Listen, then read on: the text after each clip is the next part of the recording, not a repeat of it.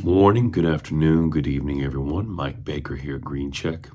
It's a late night here at the office, and I'm reviewing some notes from a project that we didn't end up taking on for a neighbor who's ended up becoming a friend over time.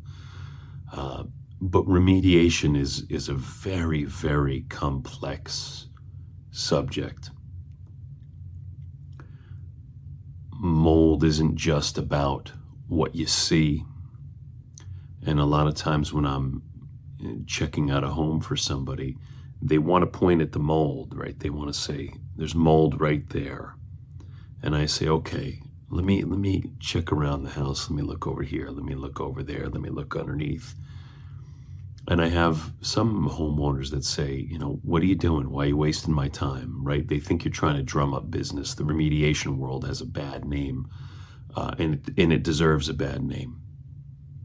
But what they don't realize is that for the people who really are passionate about this, for the people who want to do really good work, we need time to find the true source, the true extent, and fully understand not just how to repair it, but how to prevent it from happening again.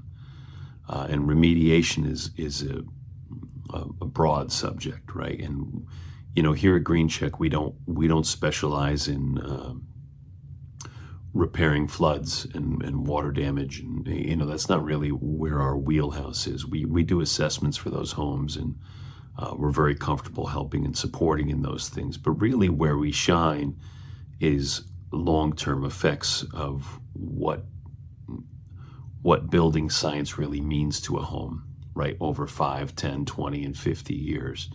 I learned to do what I do by working on 100 and 200-year-old homes and saying, okay, why are these problems coming up now?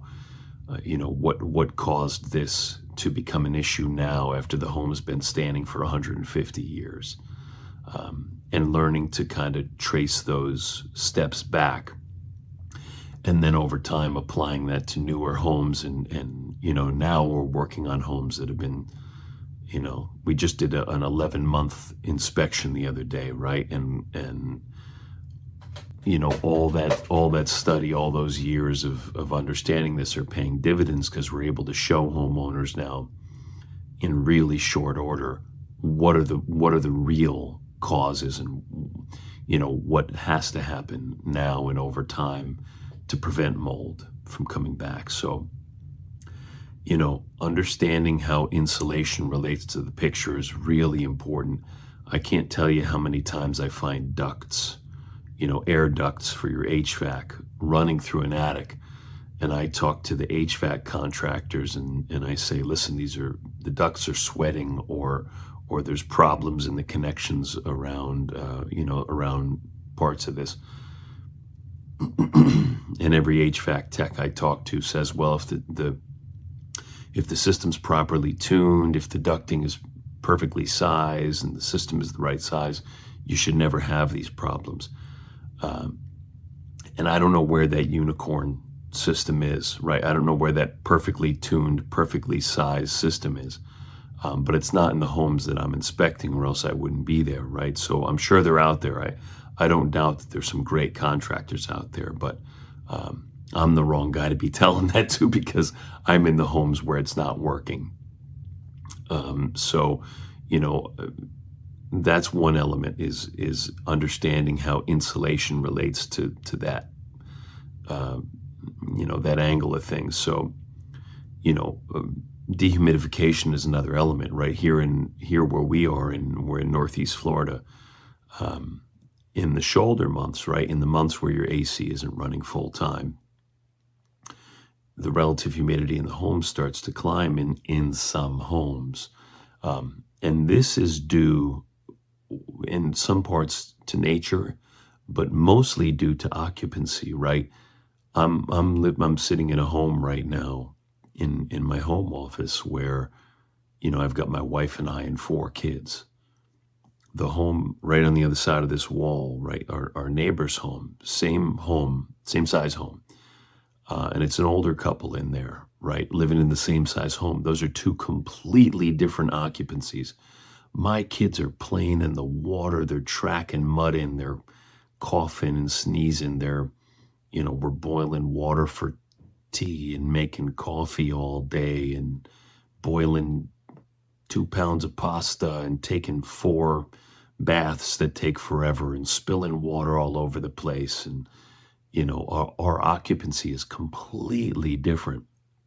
And the relative humidity in our home, which is the amount of moisture per molecule of air, right? That relative humidity in our home is enormous.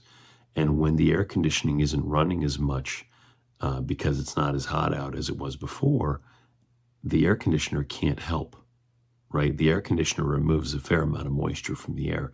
Our air conditioner can't keep up. So, dehumidification is a huge part of what should be happening in homes. Moisture control is part of dehumidification, but moisture control also means having vapor barriers in the right places, right? Sometimes this has to do with how your walls are designed, and also it has to do with if you have a crawl space or a basement. Most crawl spaces I come across, whether they're in the south or they're in the north, they have moisture problems. And that's because the ground is always going to be higher relative humidity than the home, always. And moisture moves from more to less. So the moisture drive is always going to come from the ground up into the crawl space. And because of that, that crawl space will always, or the basement will always be high relative humidity, right? And because moisture always moves more to less, it will always move into the home from there. So, you have to have moisture control, and that is both vapor barriers being in the right places and dehumidification being a part of this. The next element of it is fresh air, right? Bringing fresh air into a home is really important.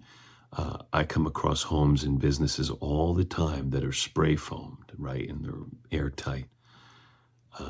And you take a CO2 reading in those places, and the carbon dioxide in the building is like through the roof.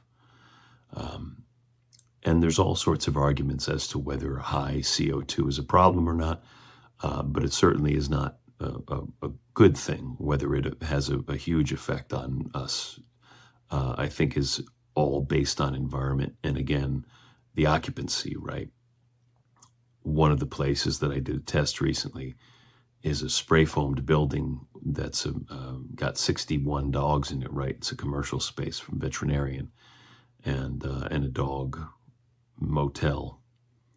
And right, so there's a huge amount of respiration going on in that space, huge amount of moisture being created, right? So it's completely different occupancy. And the people who insulated it and the people who installed the HVAC and the general contractor who built it thought nothing of where the moisture barrier where the vapor barrier should be. And there's no dehumidifiers in the space, right? There should be a huge amount of dehumidification available to that building for the times that it needs it when that humidity load rises.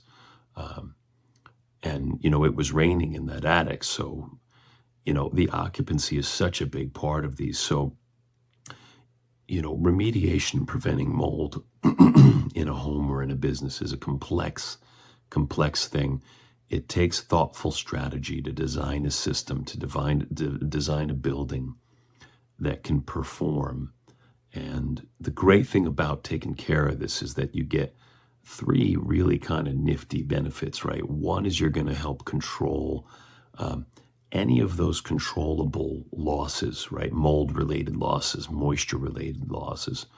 You're going to put a pretty good set of handcuffs on those variables.